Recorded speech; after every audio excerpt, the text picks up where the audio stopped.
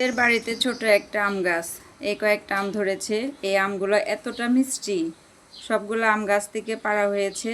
এখন আমার ভাই হচ্ছে 3টা, বোন হচ্ছে একটা, আমি একাই, মা বাবা। তো ভাগ হবে 5টা। আমার বড় ভাইয়ের বউ ভাগ করবে, দেখিও কোন নিয়মে ভাগ করে। আপনারা কিন্তু আমাদের সাথে থাকবেন। আমার এটা হচ্ছে বাবা মার, এটা হচ্ছে আমার ননদের, এটা হচ্ছে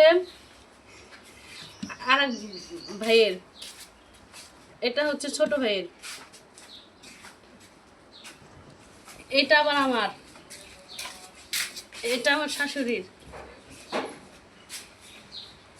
এটা আমার হচ্ছে দেওরের, এটা আমার ননদের,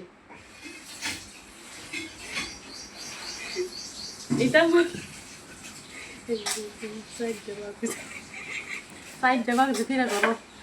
আরেকটা দাও, 5টা হয়ে যাবে। গাটো সব তো বড় বড় তাই হয়। আপনাদের আমি একদম কাছ থেকে দেখাবো। দেখেন, আমার বড় ভাইয়ের বউ আম ভাগ করেছে। ও পাকা পাকা আমগুলো নিয়েছে এবং বড় বড় সবগুলা। আর আমাদের কাঁচা কাঁচা এবং ছোট ছোট আমগুলো দিয়েছে। তাহলে ওর ভাগটা কি সঠিক হয়েছে? আপনারা কিন্তু অবশ্যই কমেন্ট করে জানাবেন। ঢাকা থেকে বাড়িতে আসব, তার জন্য আমার মা আগেই সুন্দর করে আচারগুলো বানিয়ে রেখেছে আমাদের জন্য। একেই বলে মা। মা আছে বলেই আজ দেখেন বাড়িতে এসে রেডিমেড সবগুলো জিনিস পাচ্ছি। মা যদি না থাকতো, এরকমভাবে কেউ এত সুন্দর করে আচারগুলো মনে হয় না যে বানিয়ে রাখতো। এটা আমাদের এখানে আমসত্ত্ব নামে পরিচিত। এই আচারটা খেতে এতই মজা, এতই টেস্ট হয়, তারপরে আবার মায়ের হাতের।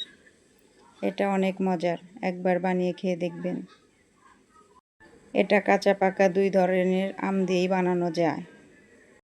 এই আমসত্ত্ব বানাইতে কোনো ঝামেলা নেই, একদম ঝামেলা ছাড়া।